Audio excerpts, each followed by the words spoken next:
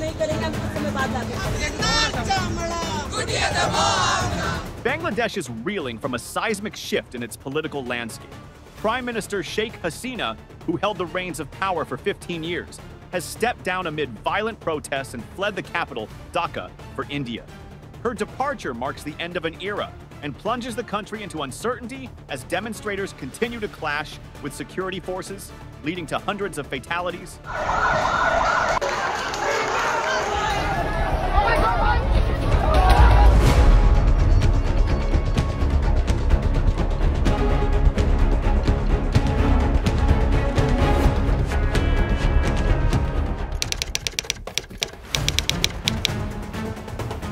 Sheikh Hasina, the daughter of Bangladesh's founding father, Sheikh Mujibur Rahman, is a political figure of formidable stature. Her political journey began in tragedy. In 1975, she survived a coup that claimed the lives of her father and most of her family. Exiled in India, she returned to Bangladesh in 1981 to lead the Awami League, a political party instrumental in the country's fight for independence. Hasina first became prime minister in 1996 and served until 2001.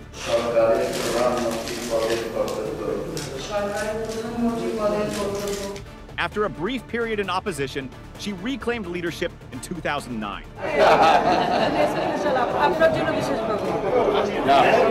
Her tenure, the longest in Bangladesh's history, is credited with significant economic growth and infrastructural development. Our economy still it is very strong. However, during her years in power, she was increasingly viewed as an authoritarian figure. Critics pointed to her government's heavy-handed tactics against opposition parties, including the Bangladesh Nationalist Party, BNP, and the now-banned Jamaat-e-Islami Party. The administration faced allegations of manipulating elections to ensure continued dominance, most notably in the 2014 and 2018 general elections, which were marred by claims of voter intimidation and ballot stuffing. Under Hasina's rule, freedom of speech and press were significantly curtailed. The Digital Security Act of 2018, widely criticized by human rights organizations, allowed for the arrest of individuals for criticizing the government online. Journalists and activists were frequently detained, and dissent was often met with violent reprisals. These actions contributed to a broader perception of democratic backsliding, where state institutions were allegedly co-opted to serve the interests of the ruling party rather than the public. Despite these criticisms, Hasina's government also implemented substantial developmental projects. Bangladesh saw impressive economic growth, improved infrastructure, and advances in health and education under her leadership. However, the authoritarian measures overshadowed these achievements, leading to a polarized political environment and widespread discontent. The current wave of unrest traces its origins to mid-July, when student-led protests erupted in response to a high court decision to reinstate quotas for government jobs, a system that had been abolished in 2018.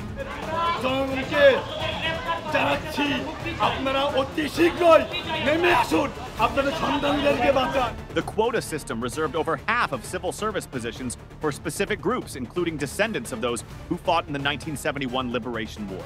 In a bid to quell public anger, the Supreme Court advised that 93% of government jobs be allocated based on merit, with the remainder reserved for ethnic minorities and individuals with disabilities. Initially, the protests saw a brief lull following the Supreme Court's intervention. Division Article 104 অনুযায়ী উঠাপতার একটি চূড়ান্ত সমাধান দিয়েছেন। সেই সমাধানটি হচ্ছে বর্তমান প্রেক্ষাপটকে বিবেচনা করে। However, tensions reignited when students demanded a public apology from Sheikh Hasina for the excessive force used to quell the agitation, which had resulted in over 300 deaths. Hasina's refusal to apologize and her inflammatory remarks labeling protesters as razakars, a term for traitors during the Liberation War, and terrorists further fueled the unrest. The initial focus on job quotas widened into broader anti-government demonstrations, with calls for Hasina's resignation.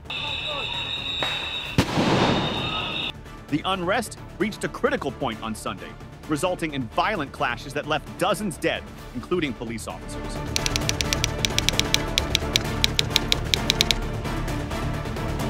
As protests intensified, reports emerged that Hasina had fled to India, seeking refuge in the northeastern city of Agartala.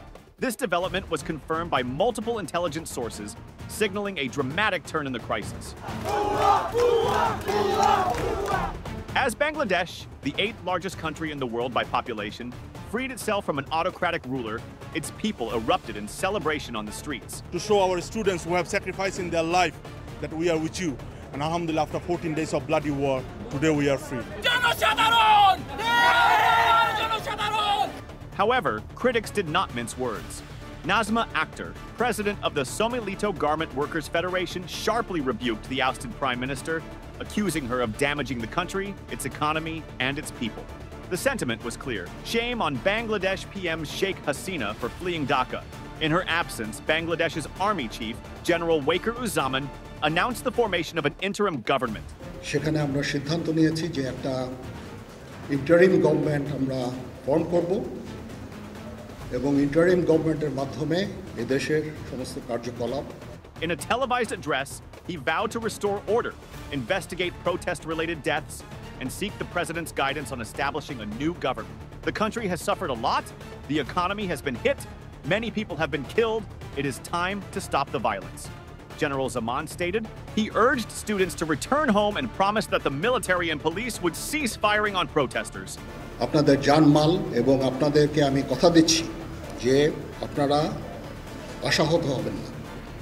ইনশাআল্লাহ আপনাদের যত দাবি আছে সেই দাবিগুলো আমরা দয়া করে আর এই ভাঙচুর, হত্যা, মারামারি, সংঘর্ষ এগুলো থেকে বিরত হন। Sheikh Hasina's resignation has created a political vacuum. Michael Kugelman, director of the South Asia Institute at the Wilson Center, warned of potential destabilization. If it's a peaceful transition with an interim setup taking over until elections are held, then stability risks would be modest and the consequences would be limited, he said. But if there is a violent transition or a period of uncertainty, that could risk more destabilization and problems inside and outside. The interim government faces formidable challenges. It must navigate the immediate crisis, ensure justice for those killed in the protests, and pave the way for fair elections.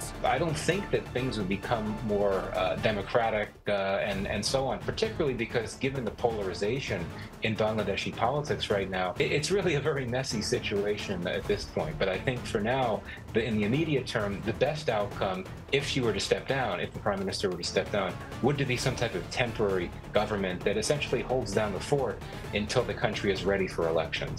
The international community, meanwhile, will be watching closely, hoping for a peaceful resolution to the turmoil. We have seen the announcement that Prime Minister Hasina resigned from her position and departed Bangladesh. We are monitoring the situation carefully. The United States stands with the people of Bangladesh. We urge all parties to refrain from further violence. Too many lives have been lost over the course of the past several weeks, and we urge calm and restraint in the days ahead. We welcome the announcement of an interim government and urge any transition be conducted in accordance with Bangladesh's laws. Sheikh Hasina's tenure was marked by significant achievements and controversial governance.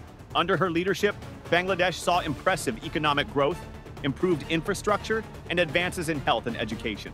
However, her administration was also criticized for stifling political opposition, manipulating elections, and using state institutions to maintain power. Hasina's departure offers an opportunity for reflection on her complex legacy. As Bangladesh looks to the future, the hope is that the country can emerge from this crisis stronger and more democratic. The path ahead is fraught with challenges, but it also holds the promise of renewal and reform.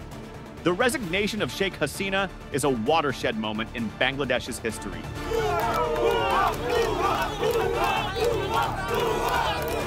As the nation grapples with the immediate aftermath, the formation of an interim government and the promise of future elections offer a glimmer of hope. The world will be watching as Bangladesh navigates this critical juncture with the hope that peace and democracy will prevail.